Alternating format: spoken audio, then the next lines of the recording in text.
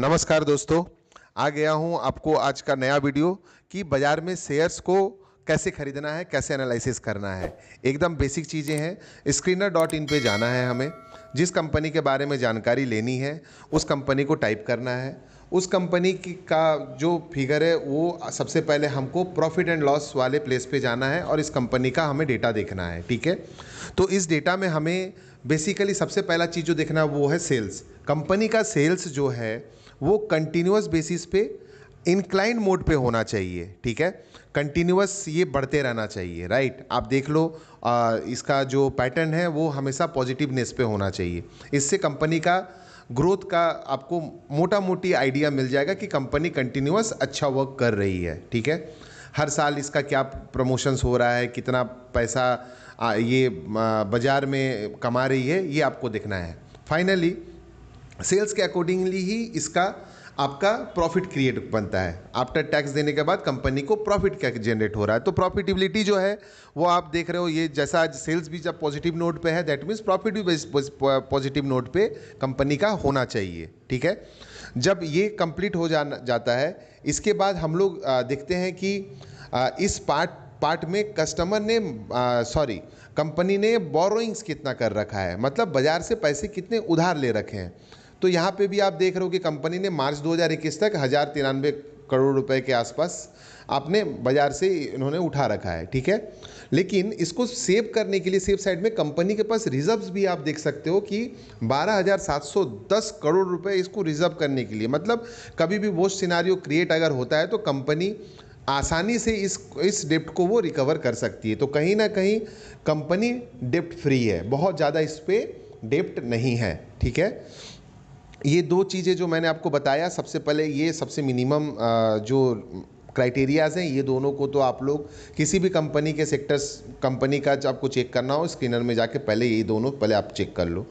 इसके बाद हम लोग जाते हैं कि कंपनी का इन्वेस्टर्स लोग कैसे इसमें पैसा रखे हुए हैं। सबसे पहला जो पार्ट होता है ये प्रमोटर्स, मतलब कंपनी के अपने लोग जो कितना शेयर होल्डिंग्स रखे हुए हैं परसेंटेज वाइज। राइट, तो यहाँ आप देख रहे हो कि प्रमोटर्स अपने शेयर्स कभी बेच नहीं रहे, मतलब प्रमोटर्स को अपने कंपनी पे भरोसा है।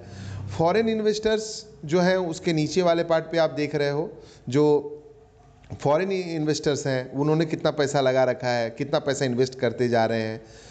और ठीक उसके नीचे पे जो है वो डोमेस्टिक इन्वेस्टर्स का है। उसके बाद जो है वो गवर्नमेंट्स ने कितने पैसे लगा रखे हैं, और फाइनली पब्लिक का पैसा कितना लगा हुआ है। ठीक है, इससे भी आप देख सकते हो कि मतलब पब्लिक का इंटरेस्ट कितना क्रिएट हो रहा है इस पर्टिकुलर शेयर्स को खरीदने के लिए। हालांकि ये मेन मापदंड नहीं है, इसके अलावा आपको क्या क्या और चीज़ देखना है वो मैं आगे के स्लाइड्स पे मैं आपको बताने वाला हूँ। पीई रेशियोज, लोग इससे ही मोटा मोटी आइडिया लगाते हैं। एक साल में 1 रुपये कमाने के लिए आपको कितने पैसे इन्वेस्ट करने हैं, that is exactly PE ratio.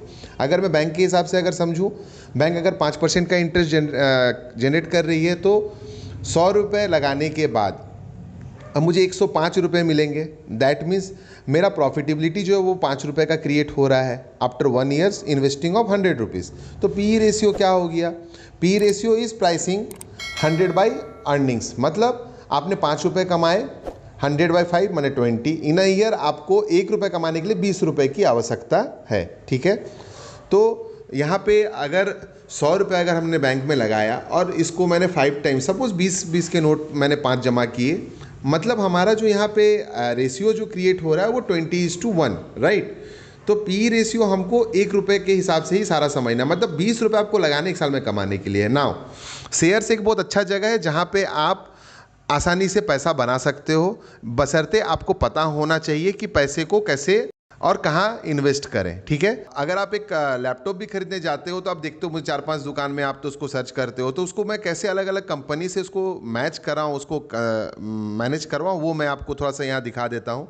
Same alignment में एक कंपनी यहाँ पे देख लो, जैसे एशियन पेंट में 90 रुपीज़ मुझे चाहिए 1 रुपये कमाने के लिए। इन द सेम मैनर अगर आप इसको दूसरे कंपनी, मतलब आप एशियन पेंट को आप उसी के कैटेगराइज वाले कंपनी में ही कंसीडर करना है, तो हम इसके पीयर्स को देखेंगे कि इसके पीयर्स वाले कंपनी को चेक करने के लिए आपको इंडस्ट्री का दूसरा जो कंपनीज़ हैं इसी लेवल का, उसमें भी आप देख रहे हो कि एवरेज 85 रुपये चाहिए होंगे आपको 1 रुपये कमाने के लिए। ठीक है, तो इसका जो पी रेशियो क्रिएट हो रहा है वो आप देख लो 90 रुपीज़ के आसपास है। ठीक है, और 85 रुपया इंडस्ट्री का रेट चल रहा है। तो मतलब ये स्टॉक अच्छा है और बाकी ट्रेंड्स भी मैंने आपको दिखा रखा कि आपको और क्या क्या चीज़ कंसीडर करना है, ठीक है। तो मतलब ये एक अच्छा स्टॉक है फॉर परचेजिंग, बट ये कंपनी ऐसा नहीं कि डूब जाएगा। मार्केट कैप आप देख सकते हो कितना बड़ा मार्केट है इसका, ठीक है। तो कहीं ना कहीं ये प्रॉफिट वाला शेयर्स है। तो शेयर मार्केट में क्या है ना, पैसा आसानी से बनाया सकता बशर्ते आपको अच्छा आइडिया। 5 मेन चीज़ें मैं बता दे रहा हूँ फिर से आपको। पहला, नेट सेल्स आपको देखना है कि ये इंक्लाइन मोड पे ही रहना चाहिए। दूसरा, इसके हिसाब से ग्रोथ उसका आपका सेट होगा। नेट प्रॉफिट पे आता हूँ। नेट प्रॉफिट आपको देखना है बढ़ता रहना चाहिए। बोरोइंग्स मतलब बाज़ार में उधारी जो है वो हमेशा घटते रहना चाहिए, ठीक है। तीसरा जो है आपका रिजर्व्स कितना है, मतलब आपके पास कितने पैसे हैं वर्स्ट केस में उसको मैनेज करने के लिए, ठीक है।